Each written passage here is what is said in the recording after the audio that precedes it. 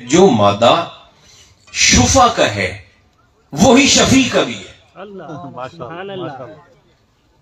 یہ کیس نہیں ہوتے شفا کے؟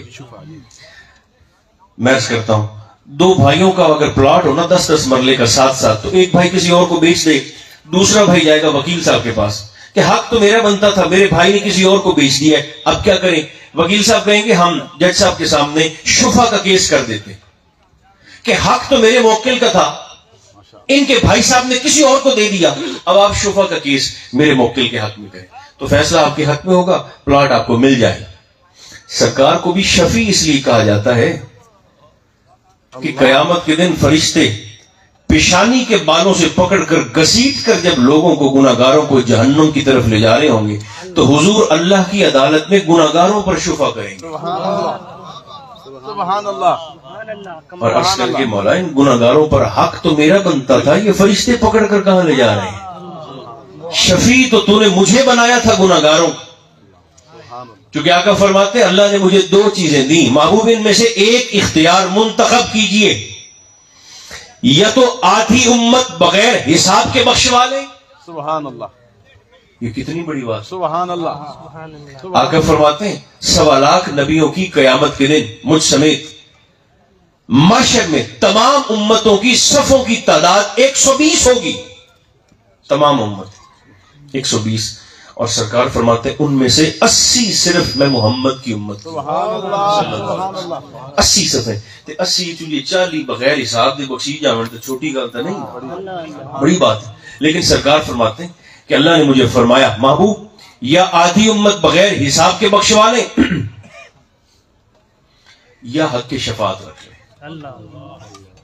ایک چیز تو آقا فرماتے ہیں میں نے، ہے تو بہت بڑی بات، لیکن محبوب فرماتے ہیں میں نے پھر حق کی شفاعت کا انتخاب کیا، اس لیے کہ یہ عام بھی ہے، لا محدود بھی ہے۔ سبحان اللہ۔ دیکھو نا 40 بخشی جاون تے باقی 40 صفحہ حساب وچ پھسیاں کھلوتیاں ہون، نہیں، سرکار نے فرمایا میں نے شفاعت کا اختیار منتخب کیا کہ جدھر اشارہ کرتا جاؤں گا اللہ کی رحمت ادھر ادھر پھرتی جائے گی۔ بلکہ ایک حدیث پاک میرے ذہن میں آئی، سرکار فرماتے ہیں کہ میں قیامت کے دن اتنی شفاعت کروں گا، 1.25 لاکھ نور کے ممبر بچھائے جائیں گے اللہ کے ہر نبی کے لیے، جناب صفی سے جناب مسیح تک۔ اس کیفیت پر غور فرمائیے گا۔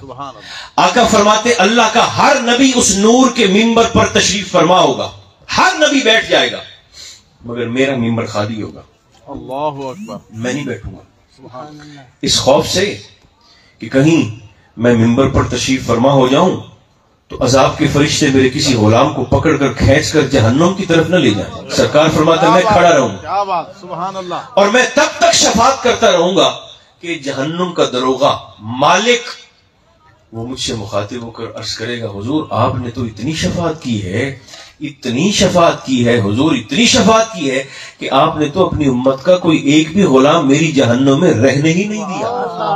سبحان حضور اللہ، سب کو نکال کر آپ نے جنت کا مالک بنا دیا، سب کو آپ جہنم سے نکال کر جنت میں لے گئے۔ سبحان اللہ۔ آقا فرماتے ہیں میں شفاعت کروں، اسے کہتے ہیں شفیع المذنبین۔ اللہ اکبر۔ اب جب یہ ترجمہ اور یہ معنی اور یہ باتیں اگر میرے اور آپ کے ذہن میں رہیں، ہم پڑھ کر اگر حضور کو شفیع المذنبین کہہ کر درود پڑھیں گے تو میرا خیال ہے پھر مزہ آ جائے گا۔ سبحان اللہ۔